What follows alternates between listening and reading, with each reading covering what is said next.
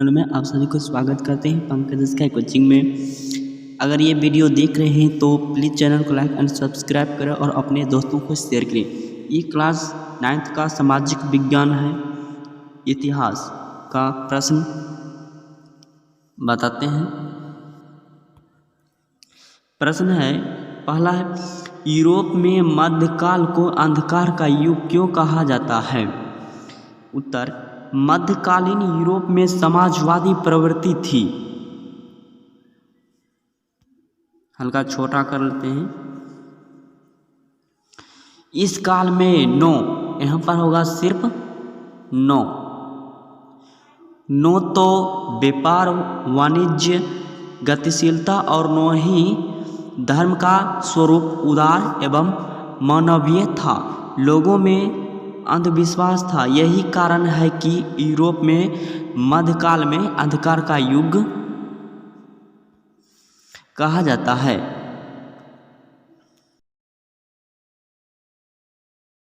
Sorry बोलना चाहता हूं क्योंकि टाइपिंग में थोड़ा मिस्टेक हो जाता है।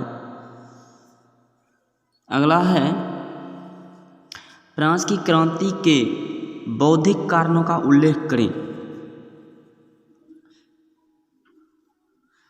इसका उत्तर है, फ्रांसीसी क्रांति के एक मध्यम वर्गीय क्रांति थी जिसमें शिक्षित वर्ग के लोगों ने तत्कालीन राजनीतिक, सामाजिक, आर्थिक एवं धार्मिक दोषों का पर्दाफाश और जनमानस में आक्रोश पैदा किया। फ्रांसीसी बुद्धिजीवियों ने फ्रांस में बौद्धिक आंदोलन का सूत्रपात किया। इनमें मॉन्टेस्क्यू ने शक्ति के प्रतिकरण सिद्धांत का पोषण किया तो वोल्टेयर ने चर्च, समाज और राजतंत्र के दोषों का पर्दाफाश किया। दिदरों के बृहत ज्ञानकोश के लेखों ने फ्रांस में क्रांतिकारी विचारों का प्रचार किया। क्वेजनो एवं तूगो ने आर्थिक नियंत्रण की आलोचना करते हुए मुक्त व्यापार का समर्थन किया। अगर ये वीडियो समझ आ रहा होगा तो चैनल को लाइक एंड सब्सक्राइब करें और अपने दोस्तों को शेयर करें। तीसरा का है, मानव एवं नागरिकों के अधिकार से आप क्या समझते हैं? उत्तर, फ्रांस की नेशनल असेंबली ने 27 अगस्त 1989 को मानव और नागरिकों के अधिकार को स्वीकार किया। इसमें प्रत्येक व्यक्ति को अपनी विचार प्रकट करने और अपनी इच्छा अनुसार धर्म पालन करने के अधिकार को मान्यता मिली। व्यक्तिगत स्वतंत्रता के साथ प्रेस एवं भाषण की स्वतंत्रता भी मानी गई। अब इस राज्य के किसी भी व्यक्ति को बिना मुकदमा चलाए गिरफ्तार नहीं किया जा सकता था तथा मुआवजा दिए बिना उसके जमीन पर कब्जा नहीं कर सकता था।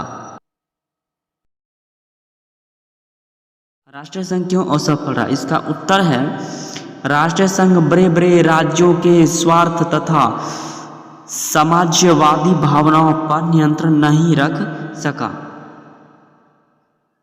राज्यों ने धीरे धीरे राष्ट्रीय संघ से अपना संबंध विच्छेद कर लिया और सिद्ध कर दिया कि शांति सम्मेलन द्वारा निर्मित यूरोप अधिक काल तक साथ नहीं रह सकता और विश्व में पुनः एक विनाशकारी युद्ध होगा।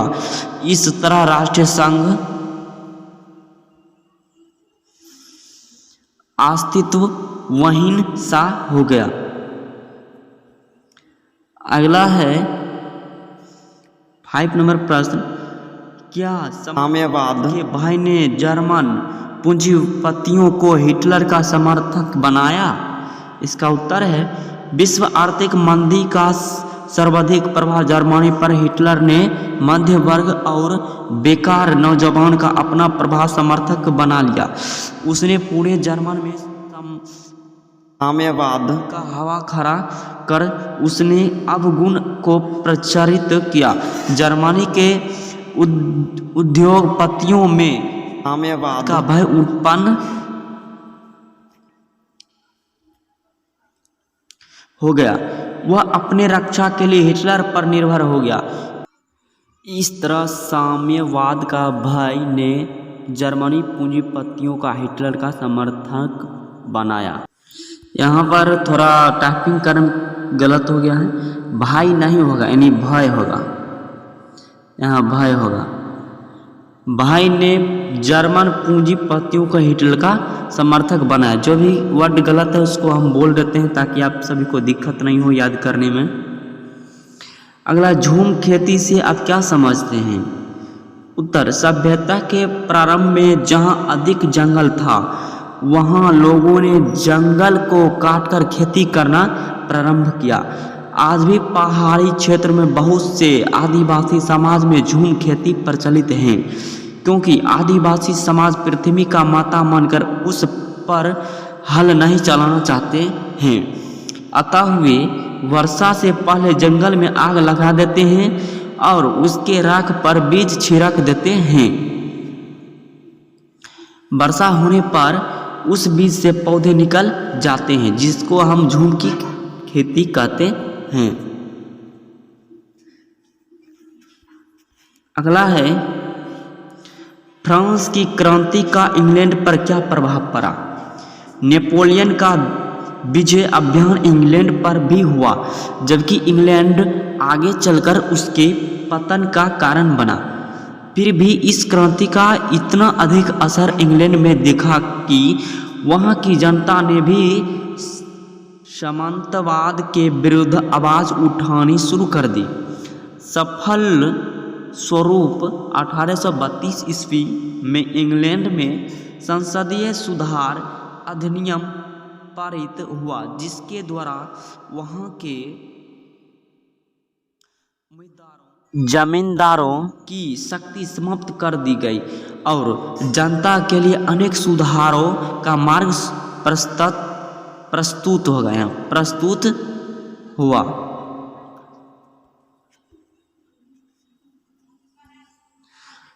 भविष्य में इंग्लैंड में औद्योगिक क्रांति के विकास में इस क्रांति का बहुत अधिक योगदान था। अब दीर्घोत्तरीय हिस्ट्री का प्रश्न देखते हैं। 8वां नंबर है, राष्ट्रीय संघ की स्थापना की परिस्थितियों का वर्णन करें। यह आपको 5 नंबर में पूछेगा। इसका उत्तर है 1918 ईस्वी में सर्वप्रथम विश्व युद्ध समाप्त हुआ। खुद की भीषिका से उत्पन्न समस्या संपूर्ण विश्व के लिए चुनौती भारी थी। संसार में युद्ध की प्रतिधारणा बन गई थी कि युद्ध विश्व के संस्कृति का घातक है। युद्ध की पश्चात संसार के सभी नेताओं ने विश्व शांति इच्छा व्यक्त की। संसार के सभी राष्ट्रों में परस्पर संबंध स्थापित करने की संभावना उग्र हो चली थी और यह समझाने लगा था कि अब संसार का कोई राष्ट्र एक दूसरे से अलग होकर उन्नति नहीं कर सकेगा। इस तरह की भावना को उद्देश्य के कोई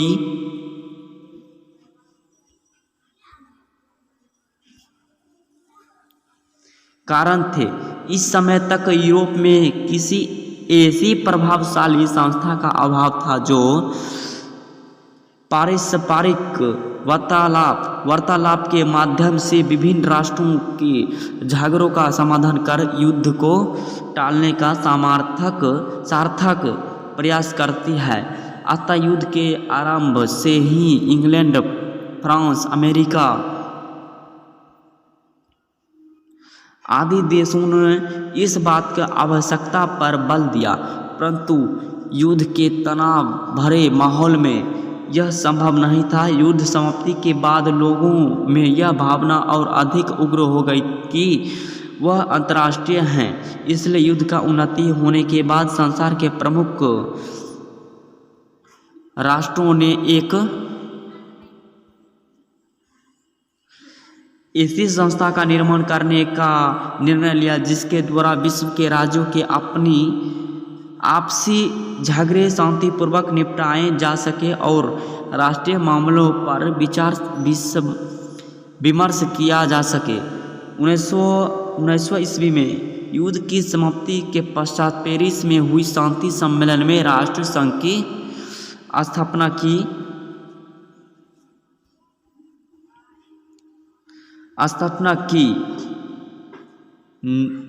की नींव पड़ी।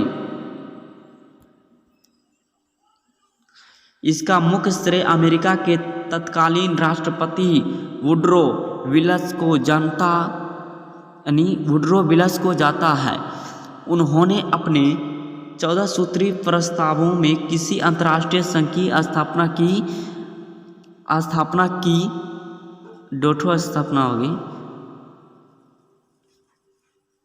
स्थापना की अनिवार्यता पर बल दे दिया, यानी ये बल काटो और ये बल दे दिया। अतः विभिन्न योजनाओं के मिलकर 10 जून 1920 ईस्वी को राष्ट्रीय संघ अस्तित्व में आया। राष्ट्रपति विल्स ने संगठन पर हस्ताक्षर किया कि प्रतिज्ञा की युद्ध आरंभ करने की घोषणा से पहले हर एक विवाद के समय को राष्ट्रीय संघ के समान अथवा उसके न्यायालय के सामने उपस्थित रहेंगे। जहां तक संभव होगा विश्व शांति की ओर सभी राष्ट्रीय प्रत्याशी होंगे। बस इतना ही है। अगर वीडियो ये आपको समझ में आ गया होगा तो चैनल को प्लीज़ लाइक एंड सब्सक्राइब